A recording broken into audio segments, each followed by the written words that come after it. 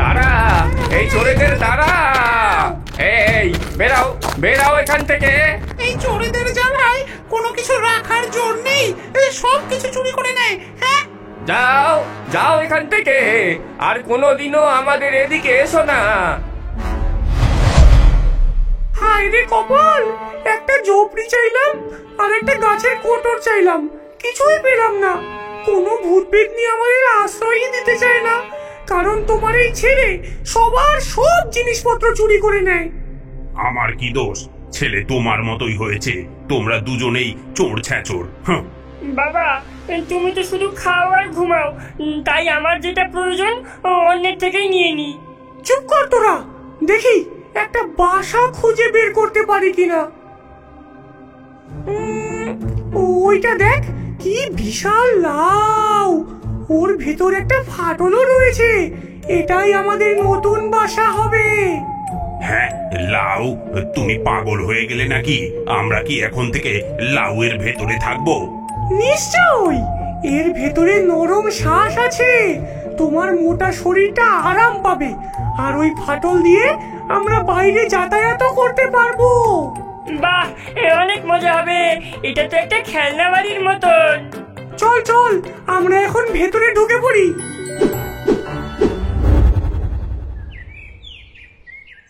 এদিকে গ্রামের রমেশ, তার স্ত্রী সীমা আর ছেলে রাজু যেই বাড়িতে থাকে সেই বাড়ির চালের উপরেই লাউটি ঝুলছিল। তারা কিছুই জানতো না যে একদল অবাঞ্ছিত অতিথি তাদের বাড়িতে বসবাস শুরু করেছে। আহ, কি আরাম গো! এই শ্বাসের বিছানা তো একদম তুলোর গদির চেয়েও নরম। লাউয়ের ভেতরে বসে ডাইনির ছেলে লাউয়ের ফাটল দিয়ে উকি মেরে দেখে। মা মা, এই জানলা দিয়ে দেখো, ওই ঘরটা দেখো, ছেলেটার কত সুন্দর সুন্দর খেলনা। দেখো, একটা কাঠের ঘোড়া, লাল রঙের মার্বেল, রঙিন বল। মা, আমি কয়েকটা নিয়ে আসি না মা? থাম বদমাস, একদম আস্তে, অত হইচই করবি না। লাউয়ের ভেতর এত লাফালাফি করলে লাউটা যে টিন থেকে পড়ে যাবে, আমাদের উপস্থিতি ধরা পড়ে যাবে। চুপি চুপি আয়, কেউ যেন টের না পায়, এটা আমাদের গোপন আস্তানা, সেটা কিন্তু মনে রাখিস। কিন্তু মা, ওই কাঠের ঘোড়াটা দেখেছো? আমি ওটা চাই। আচ্ছা আচ্ছা, ঘোড়াটা আনতে পারিস, কিন্তু কোনো শব্দ করবি না। এদিকে ডাইনির স্বামী ঘুমাচ্ছিল, হঠাৎ তার নাকে একটা সুগন্ধ আসে, মাংসের সুগন্ধ, খুব মিষ্টি গন্ধ। তার পেট গুড়গুড় করে ওঠে। আহ, কি গন্ধ!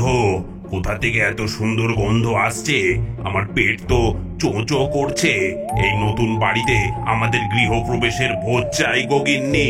এতদিন পর ভালো একটা আস্তানা পেলাম, এখন পেট ভরে খাওয়া দরকার। গিন্নি, তুমি বাড়ির রান্নাঘর থেকে কিছু ভালো ভালো খাবার নিয়ে এসো গিয়ে। কিছু মাংস টাংস নিয়ে এলে ভালো হয়। ঠিক আছে, আমি রান্নাঘরে যাব, এক্ষুনি যাব। এবার থেকে আর আমাদের খাবারের অভাব হবে না। ডাইনি জানলার সামনে দাঁড়িয়ে হাত লম্বা করে রান্নাঘরের দিকে হাত নিয়ে যায়। রান্নাঘরে খাবার আছে, ফ্রিজে দুধও আছে, আর আর মশলা, ও মশলা ছাড়া তো রান্নাই হবে না, সব আনতে হবে। ঠিক তখনই ডাইনির ছেলে চুপি চুপি রাজুর ঘরে ঢুকে পড়ল এবং রাজুর প্রিয় কাঠের ঘোড়া, কিছু মার্বেল এবং একটা বল সে চুরি করে নিল।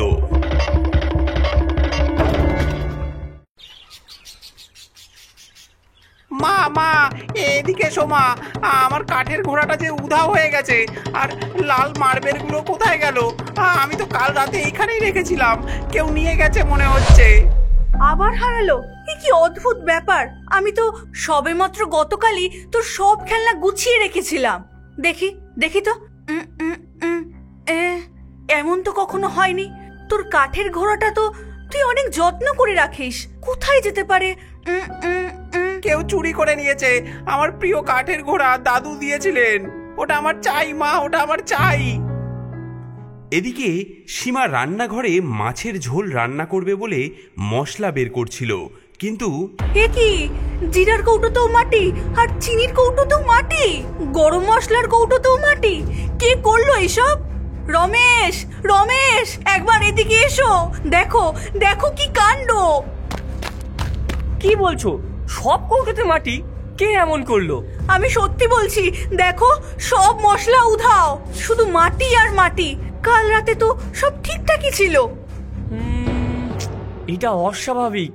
কোনো চোর আসবে মশলা চুরি করতে? গত কয়েকদিন থেকে বাড়িতে কেমন যেন সব উদ্ভট ঘটনা ঘটছে। পাড়ার কারো করা কাজ নয় তো এগুলো? আগে রাজুর জিনিস হারাতো, আর এখন মশলা। আমার তো ভয় লাগছে। দিন যেতে থাকে আর বাড়তে থাকে ভূতেদের উৎপাত। ডাইনির পরিবার যেন নিজেদেরকে আরো স্থায়ী করে তুলেছে লাউয়ের ভেতরে। শোনো, শুনতে পাচ্ছ? আবার সেই শব্দ। টিনের চাল থেকে কেমন খসখস শব্দ আসছে। কেউ যেন চালের উপর দৌড়াচ্ছে, ঠিক মাথার ওপরে। হ্যাঁ, ওই দেখো আবার কিলকিল করে হাসছে। হ্যাঁ, ওটা কি? কেউ যেন ছোট ছোট পায়ে কেউ দৌড়াদৌড়ি করছে চালের উপরে, আর কেউ যেন নখ দিয়ে টিন আঁচড়াচ্ছে। ও বাবা গো, আমার যে গা একেবারে শিরশির করছে। রাতের পর রাত এই শব্দ। আমি ভাবছি। কি ভাবছো? যদি যদি আমাদের বাড়িতে ভূত এসে থাকে। এদিকে লাউয়ের ভেতরে রাতের আনন্দ চলছে। ডাইনির ছেলে রাজুর কাঠের ঘোড়া নিয়ে খেলছে আর খিলখিল করে হাসছে। কি মজা, কি মজা! ঘোড়া চলে টক টক টক টক। আস্তে হাস, শয়তান ছেলে, নইলে ওরা টের পেয়ে যাবে। আর লাউয়ের ভেতর ঘোড়া ছোটালে যে কি ভীষণ শব্দ হয়, তখন কোথায় লুকাবি বলতো? আচ্ছা মা, কিন্তু কিন্তু কি মজা হচ্ছে দেখো, আমার কাঠের ঘোড়া। আর আর দেখো আমি আরো কি কি এনেছি, সব সুন্দর সুন্দর জিনিস। ডাইনির ছেলে একটি ছোট থলে খুলে তার সংগ্রহ দেখায়। সেখানে এক গাদা জিনিস, রাজুর খেলনা, জামা কাপড়ের বোতাম, সেলাইয়ের সুতো, দেশলাই, এমনকি রমেশের পকেট থেকে চুরি করা কিছু টাকা পয়সা। বাহ বাহ, দেখেছো দেখেছো, ছেলে আমার বড় হয়ে গেছে গো। কি দক্ষ চোর হয়েছে আমার ছেলে। এই দে দে দে, আমাকে টাকাগুলো দে। দেখলে আমার ছেলের যোগ্যতা, দেখলে? আর আমিও কম যাই কই। আজকে আমি বাড়ির রান্নাঘর থেকে দারুণ মাছের ঝোল এনেছি গো, গরম গরম, এক্ষুনি খেয়ে নাও। আহা, কি সুন্দর গন্ধ, আমার তো জিভ দিয়ে জল গড়াচ্ছে গো। এই বাড়ির মহিলার হাতের রান্না যে একদম স্বর্গীয় স্বাদ। সেই রাতে ডাইনির পরিবার রমেশদের রান্না করা খাবার খেয়ে ফেলে। পরের দিন সকালে, হে কি রমেশ, রমেশ একবার দেখে যাও, গত রাতে রান্না করা মাছের ঝোল হাড়িতে প্রায় অর্ধেক নেই। তুমি রাতে উঠে খেয়েছো নাকি এসব? না তো, আমি তো খাইনি। আমার মনে হয় সমস্ত অদ্ভুত ঘটনার কেন্দ্রবিন্দু হলো ওই লাউটা। লাউ? ওই চালের উপরের লাউ? হ্যাঁ, ওটা কেমন অস্বাভাবিক মনে হয় না? এত বড় হয়েছে কিন্তু এখনো পারিনি। যখন থেকে ওই লাউ হয়েছে তখন থেকেই উৎপাত শুরু হয়েছে। তুমি ঠিকই বলেছো, আমারও সন্দেহ হয়েছিল। বুঝলে রমেশ, মা ঠাকুমারা বলতো যে অদ্ভুত বস্তুতে ভূত প্রেতরা বাসা বাঁধতে পারে। ঠিক আছে, আমি লাউটাকে আজকে কেটেই ফেলবো। যাই, একটা বটি নিয়ে আসি। এই লাউটা কাটতেই হবে আজকে। আমার সংসারে শান্তি ফিরিয়েই আনবো আমি। একই মা, ওরা কি আমাদের বাড়ি কাটতে চাইছে? তা আমি হতে দেব না। আমার মন্ত্র পড়ার সময় এসেছে। হ্যাঁ হ্যাঁ, শক্ত হও, ইস্পাত হও, লাউয়ের ত্বক পাথর হও। শক্ত হও, ইস্পাত হও, লাউয়ের ত্বক পাথর হও। কোনো অস্ত্র না কাটুক, কোনো আঘাত না লাগুক, গিলি, ছু!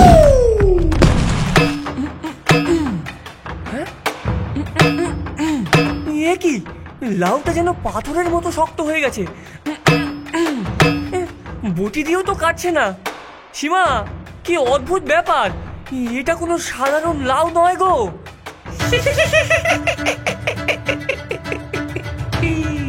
ভেবেছিলে এত সহজে আমাদের তাড়াতে পারবে?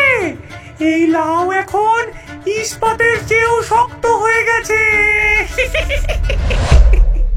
দাঁড়াও তবে, আমার ঠাকুমা বলতেন ভূত প্রেত নাকি গরম জল সহ্য করতে পারে না।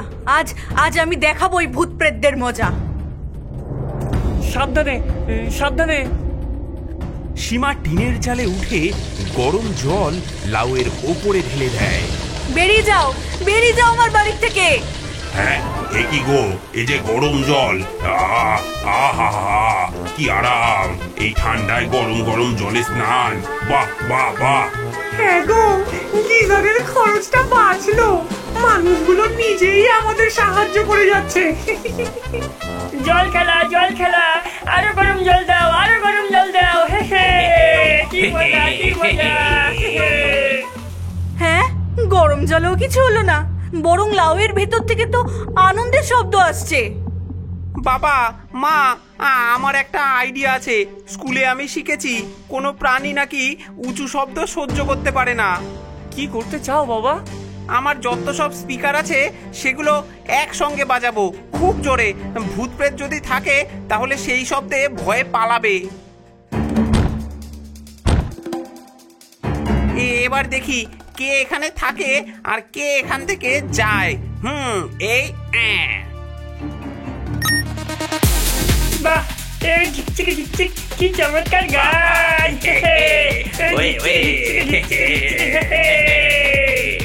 এটা তো মেলা লাগছে গো, ওই শশী কাপুরের গান আমি ছোট্টবেলায় শুনতাম। ওয়ে ডিজে বাজাও, ডিজে, ওয়ে ডিজে বাজাও, আরে নাচো নাচো।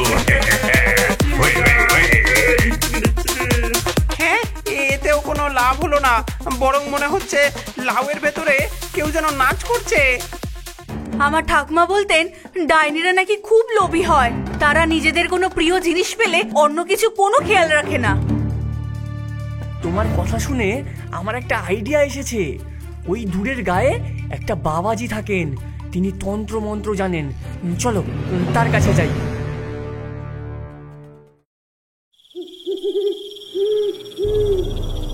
বম বম বম বম। এই মন্ত্রপুত জল দিলা, যখন ডাইনিয়ের সংস্পর্শে আসবে এটি তার শক্তি কেড়ে নেবে। আর আর এই মন্ত্রটা মনে রাখো, বম বম।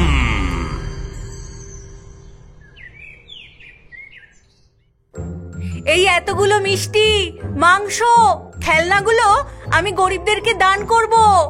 আহা, কি সুন্দর ওই রাজুর খেলনাগুলো। মা, মা, আমার সেই রঙিন খেলনাগুলো দেখো, দেখো, বাইরে রাখা আছে, নিয়ে আসি। আহা, কি সুন্দর গন্ধ গো! আমার জিভে যে জল এসে যাচ্ছে, পেটে যেন শত শত ব্যাঙ লাফাচ্ছে গো। থামো, এটা একটা ফাঁদ হতে পারে, সবাই সাবধান। আর কত সাবধানে থাকবো গিন্নি, মাংসগুলো শুকিয়ে কাঠ হয়ে যাবে যে। অত সুন্দর মাংস দেখে আমার যে জিভ দিয়ে জল আর থামছে না। তুমি একটু নিয়ে এসো না মা, তোমার হাত তো সব থেকে লম্বা। আচ্ছা, দাঁড়া দাঁড়া।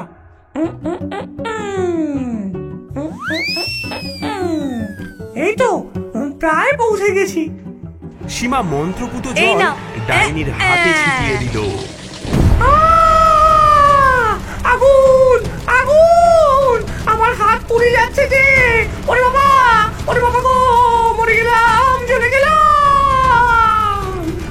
রমেশ ও রাজু লাঠি দিয়ে লাউয়ে আঘাত করতে থাকে, সাথে সাথে সেই মন্ত্রপুত জল সেই লাউয়ের উপরে ছিটাতে থাকে। যে লাউ তোমার আশ্রয়, আজ তাই হবে সমাধি। ওরে ওরে, সবাই ঝটপট বাইরে বেরোবে, এই আশ্রয় আর আমাদের নয়, এখানে থাকলে যে মরে যাব। বাবা রে, আমি বেরোচ্ছি আমি। ওরে বাবা রে। ওমা, আমার খেলনাগুলো কি হবে? ওরে খেলনা ছাড়, আগে প্রাণ বাঁচা। লাউয়ের ফাটল দিয়ে তিনজন ভূত বেরিয়ে পালিয়ে যায়। এই যাত্রায় বেঁচে গেলি, আমরা আবার আসবো আমরা। আবার আসলে তোমাদের কোনো চিহ্নই রাখবো না।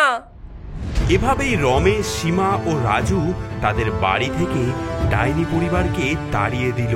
তারা লাউটি টিনের চাল থেকে নামিয়ে আনলো এবং বাবাজির নির্দেশে পুড়িয়ে ফেললো, যাতে ডাইনিরা আর কখনো ফিরে আসতে না পারে। এই অপমান আমি মনে রাখবো। যেদিন তোদের সতর্কতা কমবে সেদিনই। আমার পেট খালি। ও গিন্নি, আমাকে কিছু খাবার এনে দাও গো। মা, ওই যে ওই বাড়িতে একটা বড় কুমড়ো দেখা যাচ্ছে। কুমড়ো? আর একটা নতুন বাড়ি, চল দেখি। এভাবেই একটি ভূতের গল্প শেষ হয় তো অন্যটি শুরু হয়ে যায়, কিন্তু সেটা হবে অন্য এক ভিডিওতে। বন্ধুরা, আমাদের আগের ভিডিও ডাইনি ও হাঁসকন্যাতে যারা কমেন্ট করে জিতেছেন তাদের নামগুলি হলো উমা দাস, নীরব, হিমেল, অঙ্কুশ মণ্ডল, তানিয়া, পীয়ূষ, সোয়াতি, মঙ্গল মাহালি। এবং আমাদের ক্ষীরের পুতুল ফেসবুক পেজে যারা কমেন্ট করে জিতেছেন তাদের নামগুলি হলো অনুশ্রী, ইতি, মেরিনা এবং জারিফ। বন্ধুরা, আপনারাও যদি চান জিততে, তাহলে আপনার নামটি আমাদের ভিডিওর কমেন্টে লিখুন।